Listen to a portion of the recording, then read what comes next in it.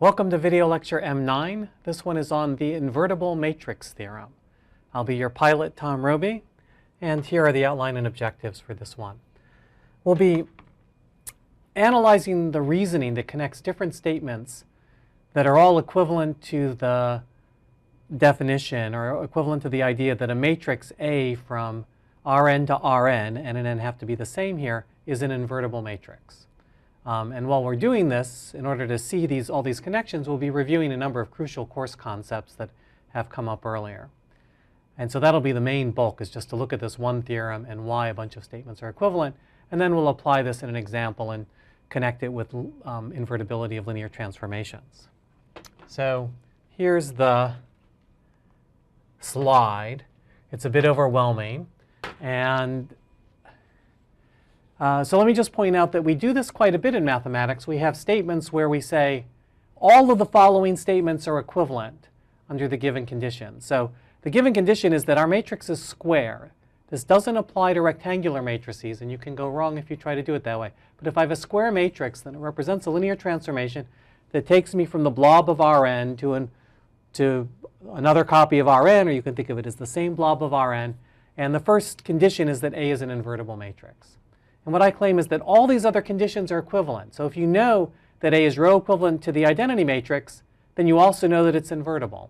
If you know that the linear transformation is onto, then you also know that it's invertible.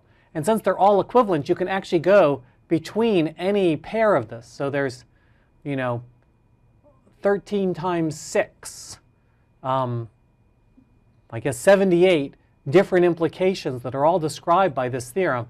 And there'll be more, right? I said at the bottom, I tell you that there's more to come as we start to learn more material. There'll be other statements that are equivalent to the matrix being invertible. But this is the set that we have so far. And so this is a good video for reviewing a bunch of concepts. Now, if there are things that don't make that much sense to you, you may want to go back and look at earlier videos or review your notes or something and see if there's a particular place where you're getting confused and go back over that. If you hadn't gotten this far in the material, you would be probably completely lost if this were the first video lecture you were looking at. But right now, my plan is to show you why all of these are equivalent. Now, if I know that 1 and 2 are equivalent, that 1 implies 2 and 2 implies 1, then if I show that 8 implies 2 and 2 implies 8, then I know that those guys are equivalent as well. Right? I know that 1 and 8 are equivalent as well, because if 8 is equivalent to 2 and 2 is equivalent to 1, then 8 is equivalent to 1. Being equivalent mathematical statements are like equal mathematical statements. They have this transitive property. So, and in fact, I could show you that, if I wanted to show that, say, 1, 2, and 3 were all equivalent, I could show you that 1 implies 2, 2 implies 3, and 3 implies 1, and then I'd have a little cycle. And so why does 3 imply 2? Well, because I can go 3 implies 1 implies 2. So I don't necessarily have to go directly backwards, and I'll take advantage of this when we're doing a bunch of different examples. So actually, the hardest one to show, in some sense, is the one that starts. If I have an invertible matrix, why should it be row equivalent to the n by n identity matrix? Okay, so here's the key thing. If A is an invertible matrix, that implies that for any, right, this upside down A means for any vector B in R to the n, AX equals B has a unique solution.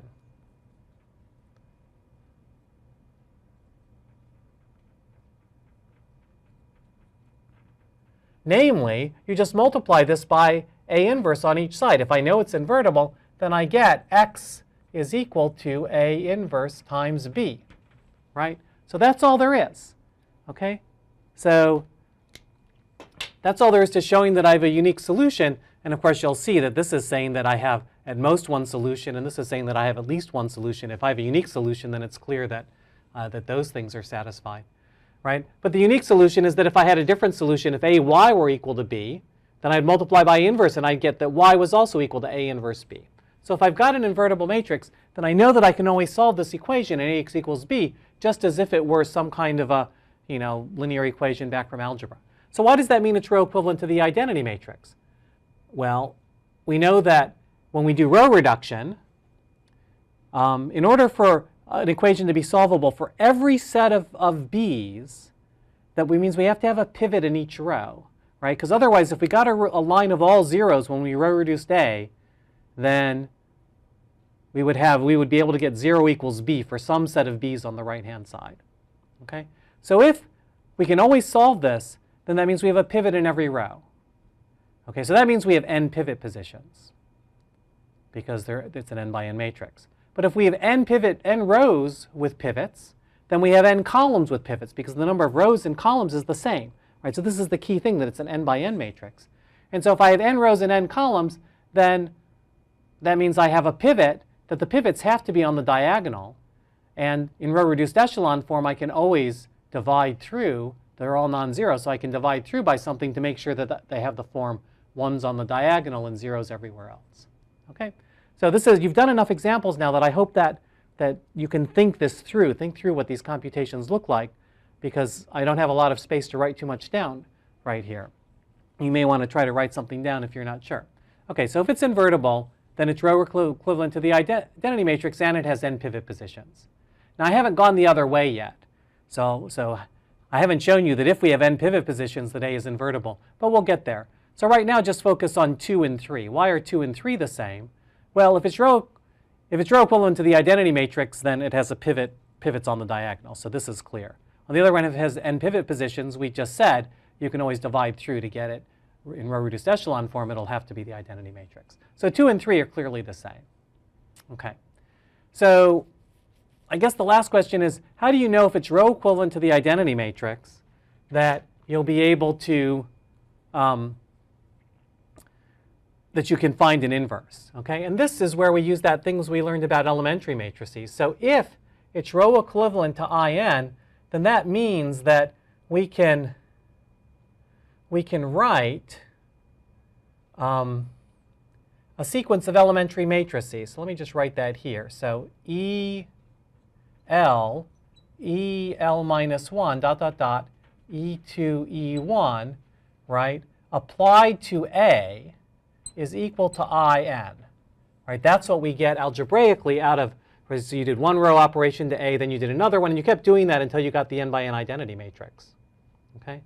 Well, if you can do that, then this this product of matrices, right? So now I'll turn this into a product. I'll just draw parentheses around it. This is some matrix, right? And this matrix times A is equal to the identity. Okay? So that gives you 11. Okay? Right? Because number 11 here says there exists some C. So if I call this C, then I really have C times A equals the identity. So 1 implies 11. So let's keep track of what we've done so far, right? So it's clear that 1 implies 2, and 2 and 3 are the same, right?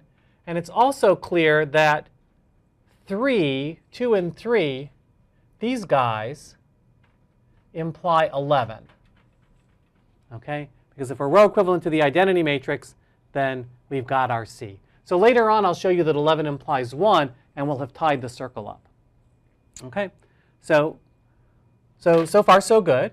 So we keep going here. So now, why, if A is invertible, does AX equals 0 have only the trivial solution x equals 0?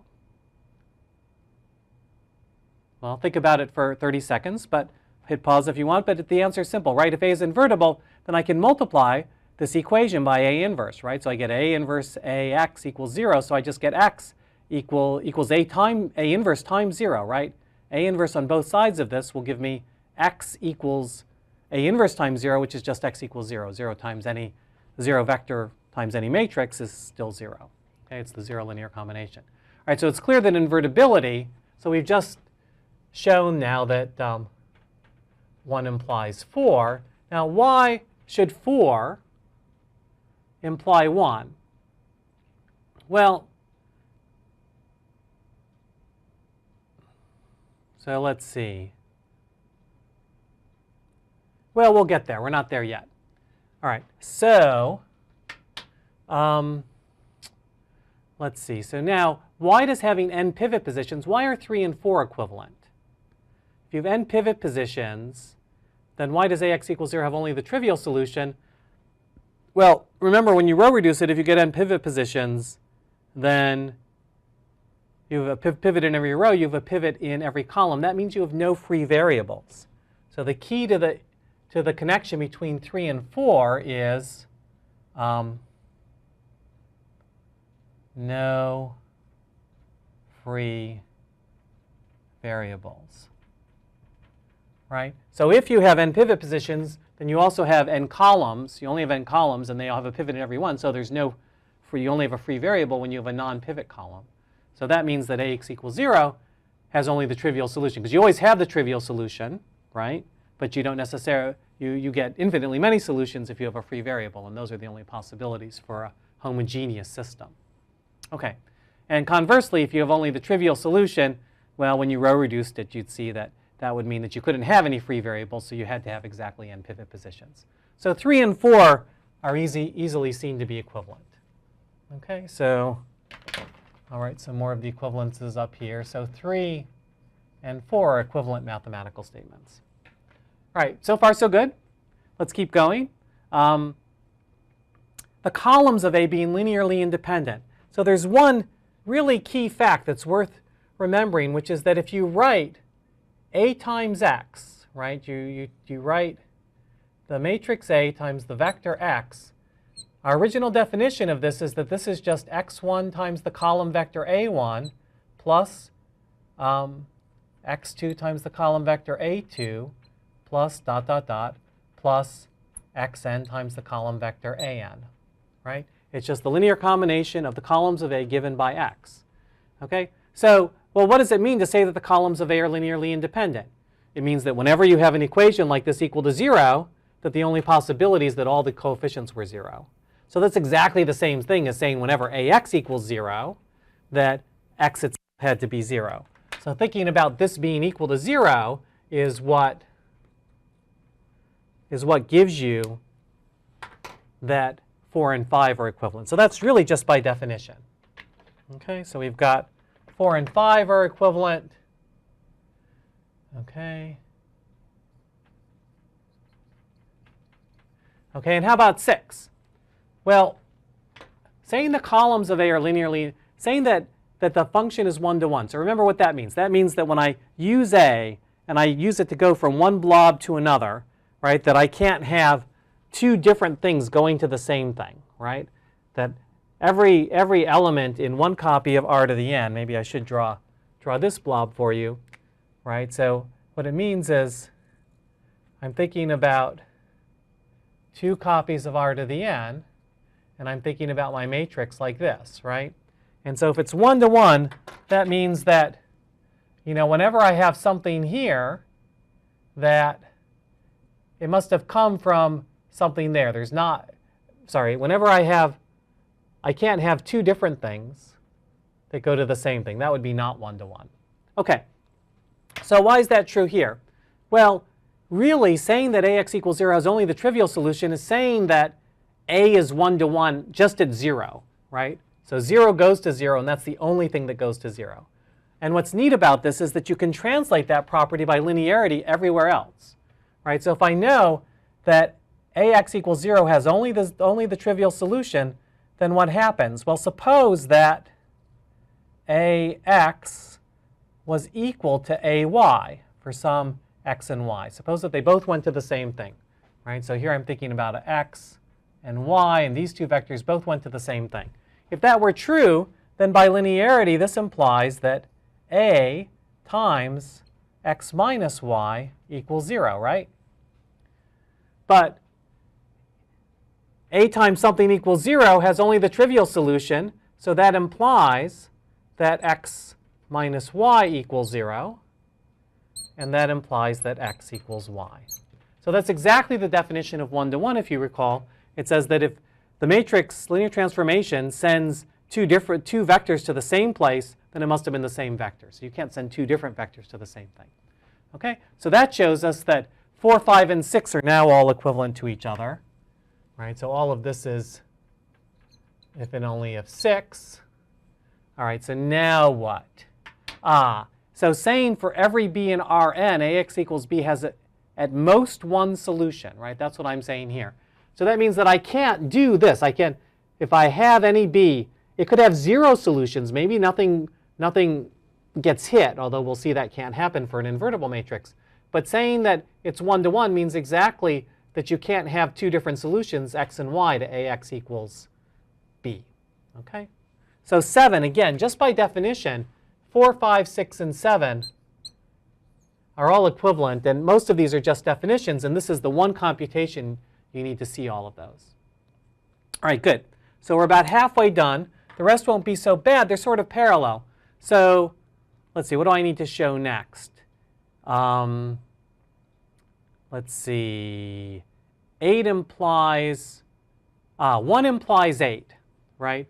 So, you know, sometimes I may not have picked the fastest route here, but I've been trying to. So if A is invertible, right? So now I know that all of these things are pretty much equivalent, right? Except I don't know yet that something implies 1. But 1 certainly implies 8, right?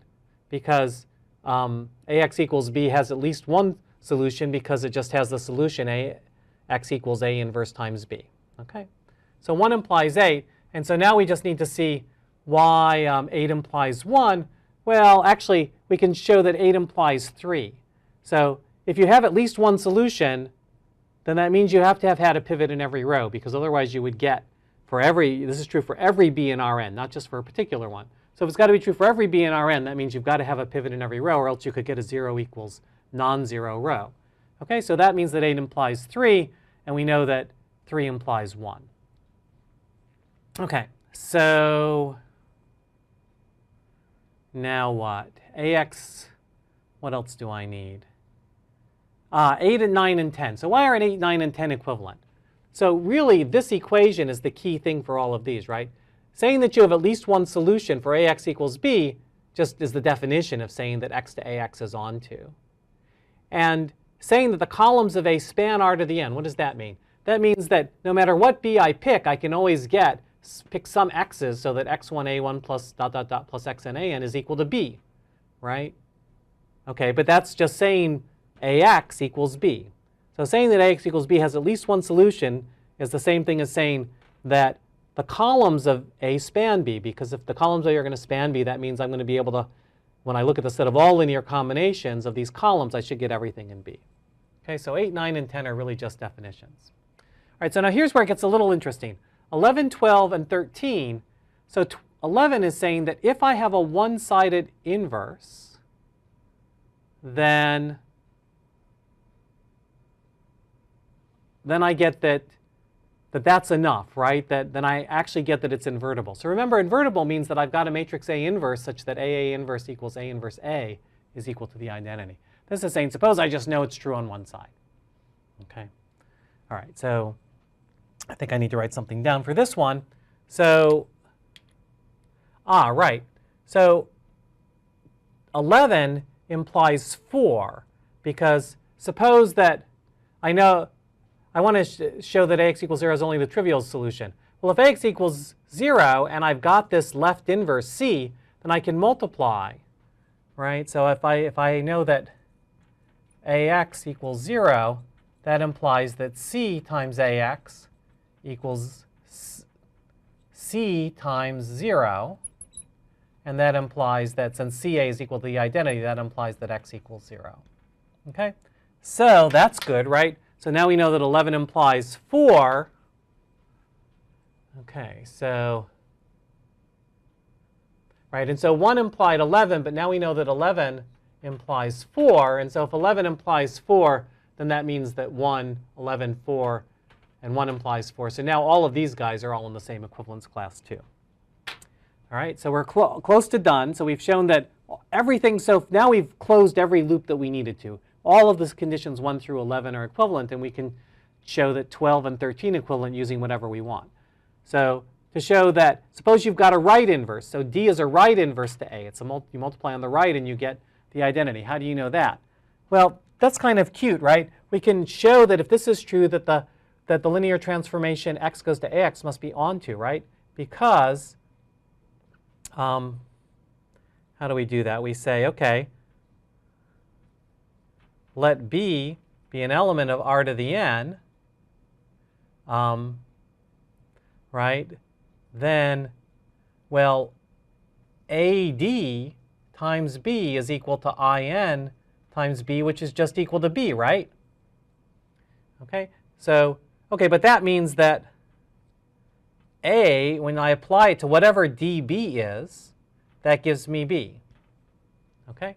So now I'm good, right? Because then it has to be onto. If I want to know what vector I apply A to that gives me B, well, I just take D times B, and that's the vector that I apply A to give me B. So this means, and B was arbitrary, so therefore, onto. Okay, so that's 9, and so now I've shown that 12 implies 9, and let's see. I guess it's clear that 1 implies 12, because if we have invertible, it's invertible on both sides. So 1 implies 11 and 12. Okay, so 1 implies 11 and 12. 12 implies 9.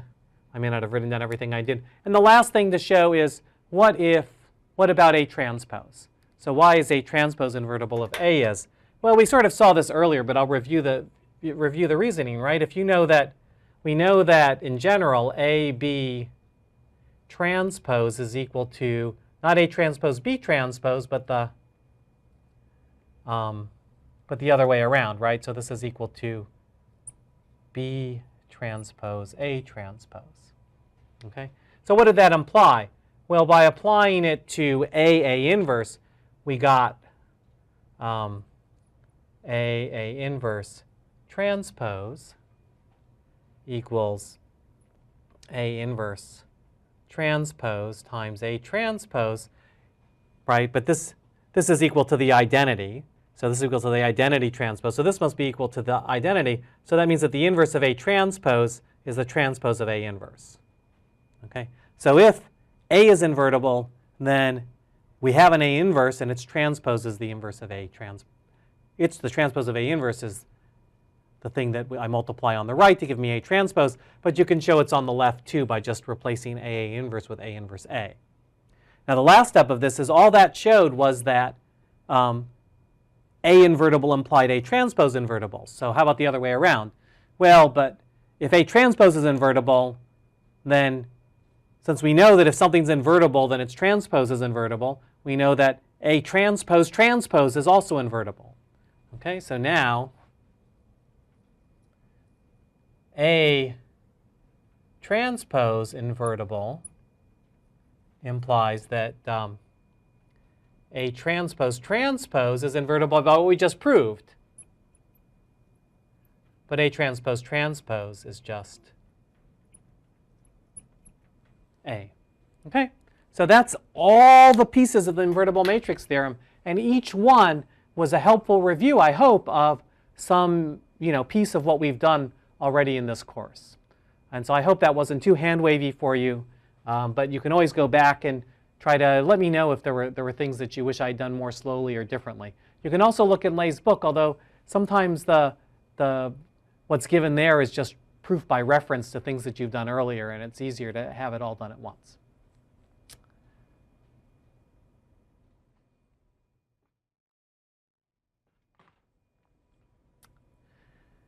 Okay, let's look at least one application of the invertible matrix theorem. It's hard to give you all the possible applications of it, and pretty soon as you'll get used to it, you'll start regularly using this just to say, okay, I know that these columns span R to the n, so therefore this n by n matrix must be invertible, therefore, and then you'll say something else that is equivalent to all of these things. So it's like the invertible matrix theorem is like a nexus point for a whole bunch of things, ideas that you want to have linked in your head. So, but let's just look at one simple example. Suppose I've got a 4 by 4 matrix, M, and I know that 1, 2, 3, 4 is not a linear combination of the columns of M. So my question is, could M be a 1-to-1 represent a 1-to-1 linear transformation? Could X goes to MX be 1-to-1? So when I say can M be 1-to-1, I really mean the linear transformation X goes to MX. Can you say anything about the set of columns of M? Okay. So, well, if you know that this is not a linear combination, then you know that M is not onto. Right? There is a B in R to the n which is not, MX equals B does not have a solution. Right? It's not onto. It's not a linear combination of the columns of B. Right? But we know that if it's not onto, that it's also not 1-to-1, because onto and 1-to-1 are equivalent. So the transformation X goes to MX cannot be 1-to-1. And so can we say anything about the column set of M? Well, you can say immediately that they don't span R to the 4th, right? Because this thing isn't.